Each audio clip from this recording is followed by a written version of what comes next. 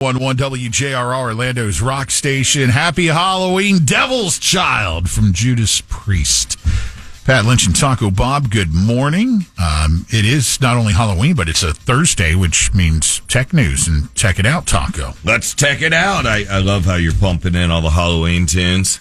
Well, yeah, you can tie them to Halloween. Have a little fun this morning, right? Yeah. It's our musical treats for you. Yeah, we get that in the morning, and then the kids get the chocolatey treats tonight. All right, let's see what we got happening here. So a lot of the big tech companies are reporting their earnings this week. Meta and Google yesterday, big profits. But despite that, the market plunged. What's going on here? Ahead of Amazon expected to announce their earnings today. Well, investors have a bit of concern that these big tech giants, even though they're still making gobs of money, are spending a little too much, pouring it into AI. And maybe be getting a little too far ahead of themselves and may cut into the potential profits, which is what all Wall Street cares about. I knew you were going to say AI when you were building that up. Dude, I'm telling you, as I prepare this segment every week, and I go through a whole bunch of sources that I use. AI is everywhere. 80% of the stories have to do with artificial intelligence. I'm telling you, I've said it from the get-go. It's the beginning of the end for us. More and more, I'm starting to align with your thinking on the can of worms that has just been opened, or Pandora's box, probably a more accurate. And the problem is, it's been open for long enough to where it's just going to get They're just scratching worse. The surface of this. Just scratching just the wait. surface. The new CEO of Starbucks, Brian Niccol, was on his first earnings call this week. And he detailed one of the first things he plans to do as being the new guy in charge. Now, I can't speak to this personally because I don't drink coffee, neither does Taco.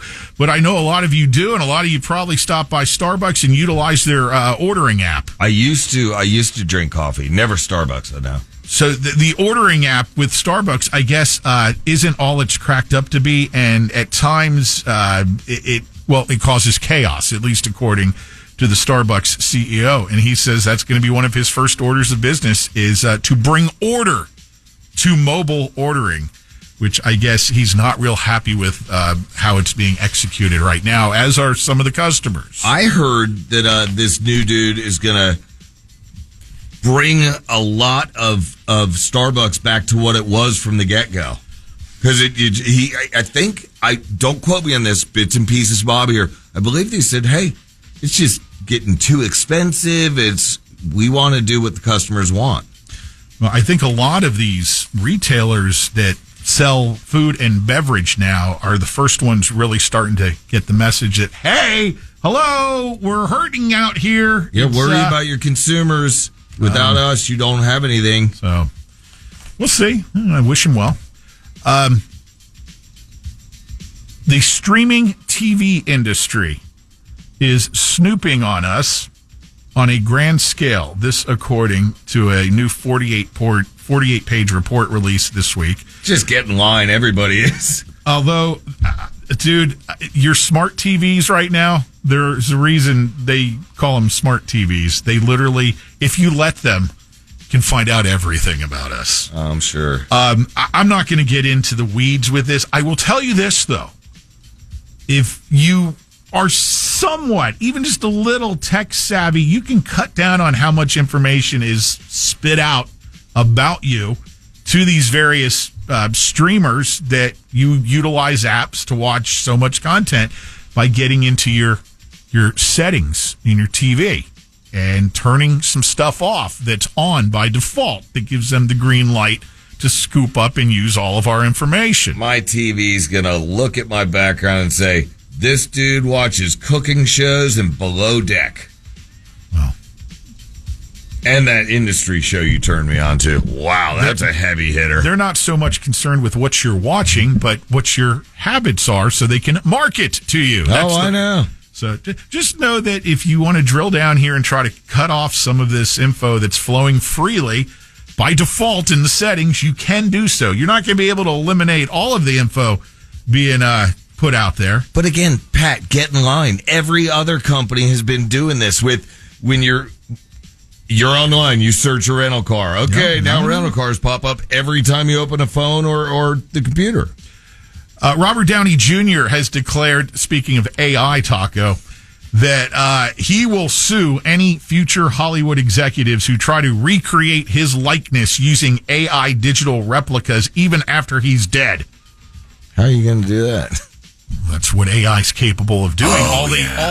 All AI needs is a sample or several samples of whatever to... Oh, I'm familiar. I meant, how is he going to sue when he's dead? He's paying his current legal representation to keep a monitor on this stuff, and the second anything goes that way, sue them and give the benefits to my surviving family. RDJ, man. Not to be confused. That's Robert Downey Jr. Not to be confused with RJD. Go ahead. Ronnie James Dio. Thank you. Rest in peace. You have a hologram or a holograph. Comcast and Charter are suing the Federal Trade Commission over efforts to make canceling services easier. Now, I told you about this weeks ago, that there's some new regulations in place that literally are supposed to make canceling, streaming, and video and cable and all that one click away from being able to do that without getting sent into some voicemail hell loop. And, well, the companies are suing, claiming the new rules are arbitrary, erroneous, capricious, and abuse of the industry's existing authority. The Interactive Advertising Bureau, with members ranging from Disney to Google, have also joined the lawsuit. They God forbid we cancel anything. It'd make it easy. I'm all about canceling, your subscriptions. Just don't cancel culture and people. Speaking of some of these big content companies, Netflix, Disney, Comcast, Google, Warner Brothers, Discovery, and Paramount, by the time this year is over, will have spent a combined $126 billion on producing and acquiring content for their various platforms. $126 billion. They're putting out some good shows, though. Well, there's good stuff, but there's an awful lot of junk too. What their move has been is you throw everything against the wall. If it sticks, right, keep going with it. Right, that'll pay off the 3 turds. The Department of Justice is supporting the injunction that is against Disney, Fox, and Warner Brothers, that joint sports streaming service that was called Venue that was supposed to launch back in August. Remember, Fubo got the emergency injunction to prevent that app from coming to market. Yeah. Well, now the Department of Justice's Antitrust Division is preparing an amicus brief in support of the judge's recent decision to slap Venue with that temporary injunction. So now you've got the government getting involved in this, saying, hey, we're with the judge as well. We think that if that app comes to market, it will create an unfair competition atmosphere. So will Venue ever see the light of day for sports fans? Not anytime soon. At least it looks that way. If you notice, if you use Google Chrome as your browser, you'll see an update is available. Wanted to point out one of the new features you might find helpful. It will now alert you to which open tabs are hogging up all of your memory and slowing down your usage. That's good. So, if that's something you want to have active or not, but that you might find that, have you done that before? You got however many tabs open, you're going, why is this thing so slow? Well, one of those or two of those might be using up all of your computer's resources. The Chrome browser will now alert you to which ones so you can shut them off. And think about it. That also goes with your phone when you're online on your phone. Yeah. Same thing when it's burning up your battery because so much stuff's getting eaten. Google Chrome browser specifically here, which we're talking about, which whether it's your device being a phone or your home computer or laptop, whatever. Yeah. And this is kind of comical as well. Russia has fined Google an incredible amount of money, a fine of 2 undecillion rubles.